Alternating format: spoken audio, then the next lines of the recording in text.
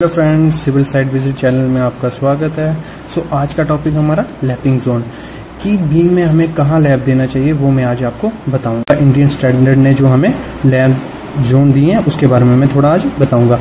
आपने देखा ही होगा बड़ी बड़ी बिल्डिंग्स में मतलब थोड़े बड़े बड़े बीम होते हैं, जैसे 60 मीटर का हो गया, 30 मीटर का, तो लेकिन हमारा सरिया तो हमारा सिर्फ 12 मीटर का होता है। उसमें हमें लैप करने की ज़रूरत पड़ जाती है। मैं आज आपको बताऊंगा कि हमें लैप किस जोन में देना चाहिए, हमारा लैप मतलब कहाँ सही रहता है, कहाँ स्ट्रक्चर अगर हम लैप देंगे फेल नहीं होगा, वो आज मैं आपको बताऊंगा।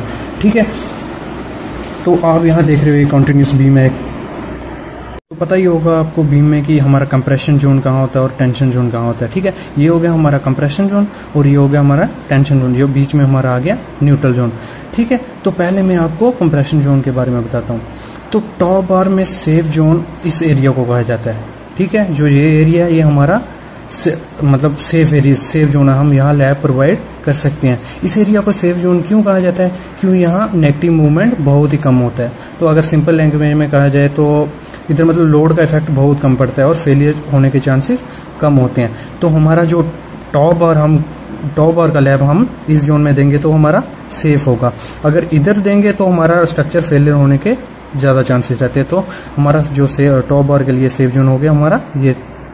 ऐसे बोला जाता है कि LY3 पे हमें लैब देना चाहिए या LY4 पे, लेकिन जो LY3 मेन मतलब जो जोन है लैब का वो ये हो गया LY3 हमारा सेंटर में। मिड में अगर हम इधर लैब देंगे तो हमारा फेलियर होने के चांसेस बहुत कम होते हैं, क्योंकि यहाँ जो हमारा नेगेटिव मूवमेंट होता है ना वो बिल्कुल जीरो होता है यहाँ पे इस एरिया में।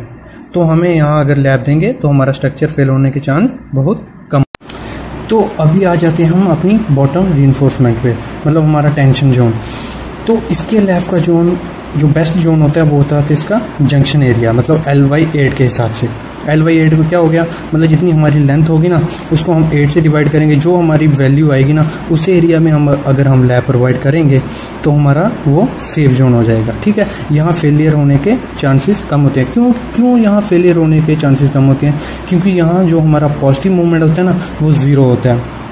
मतलब अगर सिंपल लैंग्वेज में कह लो तो कि लोड का इफेक्ट यहाँ हमारा कम पड़ेगा। और अगर इस जोन में हम लैब देंगे तो हमारा बीम के फेलियर होने के चांसेस बहुत ज़्यादा होते हैं। तो अगर हम जंक्शन मतलब इस एरिया से इस एरिया तक अगर हम लैब प्रोवाइड करेंगे तो हमारा यहाँ पॉजिटिव मूवमेंट बिल्कुल जीरो होता है, तो हमारे फेलियर होने के चांसेस बहुत कम होते हैं।